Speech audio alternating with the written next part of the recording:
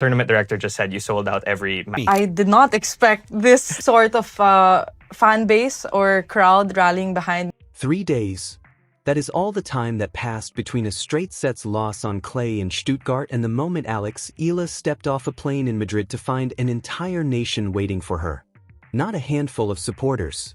Not a small cheering section. Reports were already circulating online suggesting that up to 200,000 Filipino fans were mobilizing around the Mutua Madrid Open.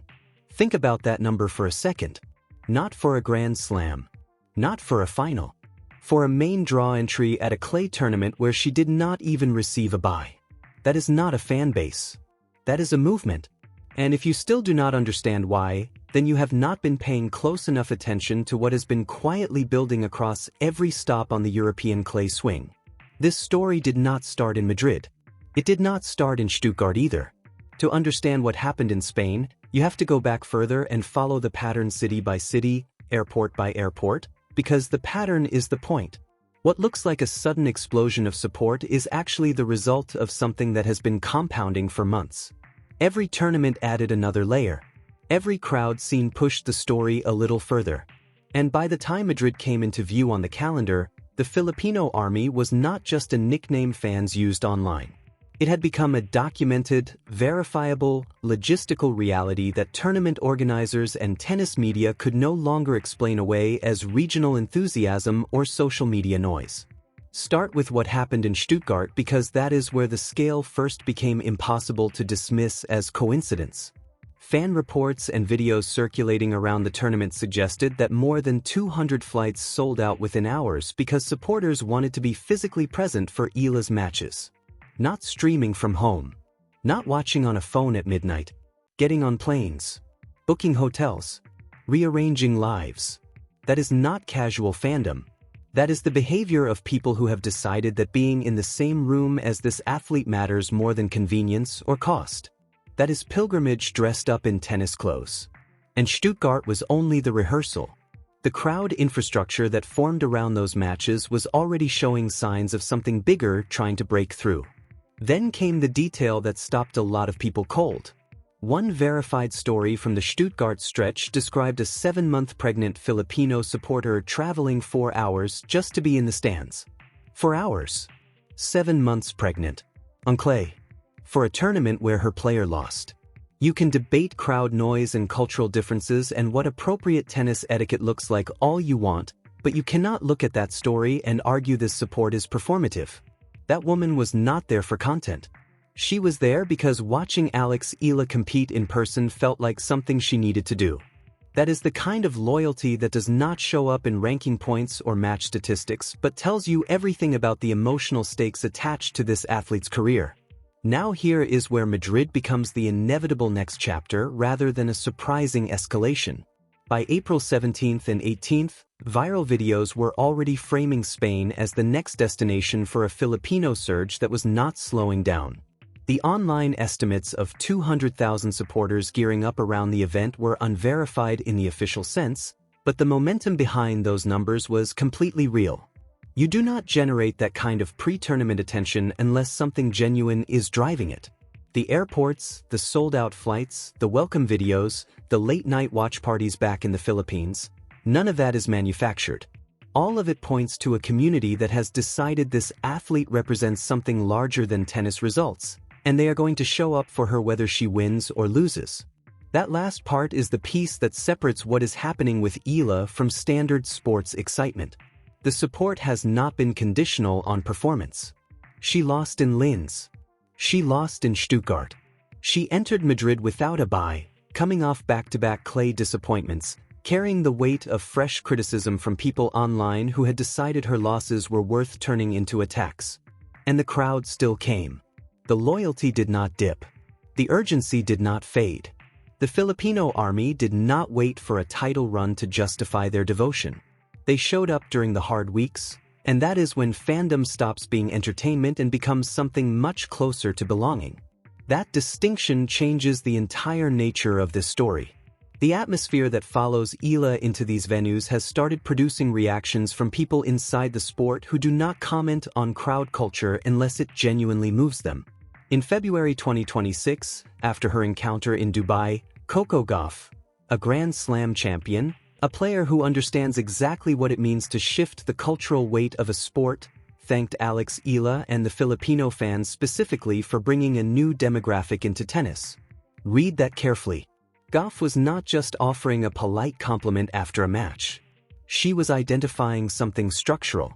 She was saying out loud that this fanbase is pulling people into tennis who had never previously felt seen by its traditions, its broadcast culture, or its emotional rhythms. When one of the sport's defining voices says that publicly, the conversation changes. The wave is real, and someone with everything to lose by being wrong has confirmed it. The opponents feel it too, even if none of them will say it directly. Walk into an arena expecting a standard WTA week and instead find one player who has brought a traveling atmosphere that rewrites what the court feels like before the first point is played. The noise is different. The energy is different. The way the crowd responds to every point carries a different kind of weight. That is a genuine competitive variable, and every player scheduled against Eala in Madrid understood it. You can prepare technically for an opponent. You cannot fully prepare for the emotional environment her support creates around a match. Some critics online have acknowledged the volume can feel overwhelming if you are used to polite applause and selective noise. That is actually the most honest framing anyone has offered. Because polite applause and selective noise have been the default for too long, and what Eala's fans are demonstrating is that those defaults were never universal. They were just familiar to the people who set the original rules. Eala herself gave the clearest possible window into how this feels from the inside. In a Stuttgart interview, she said she did not expect this sort of fan base rallying behind her, but called it an incredible privilege. That quote is the emotional center of everything happening around her right now because it removes every cynical reading of the situation. This is not a brand strategy. This is not a team calculating how to manufacture passion. This is the athlete herself sounding genuinely stunned by the scale of what her community has built and responding not with performance but with gratitude. She talked about fans staying up late, standing in the cold, pushing emotion into her matches. She called it something that added to her feelings in real time. That is not the language of someone managing a fanbase from a distance. That is the language of someone being genuinely carried by people who showed up when it was inconvenient, when it was cold, when the results had not yet justified the sacrifice. She also said something that captures the personality of this entire phenomenon in one sentence. Speaking about Filipino fans specifically, she described them as loud and proud and said there are very few nationalities she encounters who bring that kind of visible, unapologetic energy, and that she is proud to carry that flag for her country. That line explains why the noise is not accidental and the visibility is not accidental. The emotional volume is the message. It always has been. The loudness is not a byproduct of excitement. It is a deliberate declaration that this athlete belongs to this community, and this community intends to be heard in every room she enters, in every city she competes, regardless of what the tennis calendar traditionally sounds like at that time of year. Now think about the timing and what it means beyond Madrid. The Mutua Madrid Open does not exist in isolation. It sits at the center of a clay swing that runs directly into Rome and then into Roland Garros. If the atmosphere that surrounded Eala in Stuttgart and exploded into pre-tournament headlines in Madrid follows her through those next stops, the message being sent to the tennis world becomes something the sport genuinely cannot afford to ignore. Growth does not come from protecting established audiences. It comes from the communities that arrive with hunger, with shared identity, and with a willingness to travel across continents and stand in the cold for someone they believe in. The Filipino army is not waiting for tennis to invite them in. They have already walked through the door and rearranged the furniture.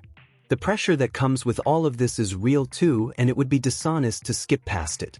Eala entered Madrid after the Stuttgart defeat to Leylah Fernandez, 1-6, 4-6, and the online hate messages that followed showed exactly what the downside of sudden, massive visibility looks like.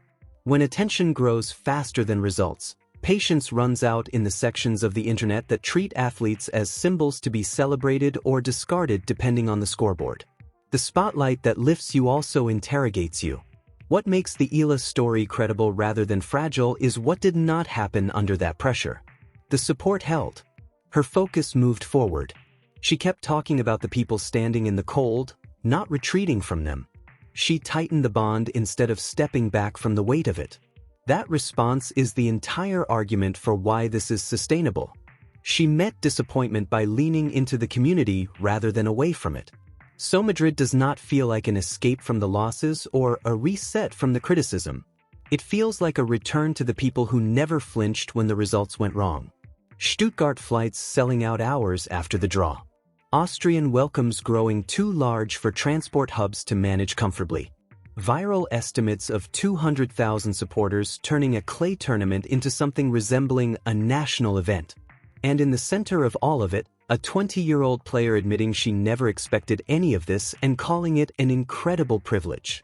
That is the whole story told in one sentence. Alex Eala has become the kind of athlete who turns foreign tournaments into emotional home games, and the Filipino army has become the kind of fanbase that makes every city on her schedule feel like it belongs to them before she hits a single ball. The real question Madrid was always going to raise is not about one result or one draw or 1 week of matches. It is about trajectory. It is about what happens when this level of support continues to compound across Rome and Roland Garros and every stop after that. It is about whether the tennis world adapts to what is being shown or keeps trying to file it under temporary enthusiasm and regional curiosity. The people who recognized this movement back in Linz and Stuttgart already know the answer. They were not exaggerating. They were just reading the story ahead of everyone else. And the rest of the sport is catching up fast, whether it is ready to or not.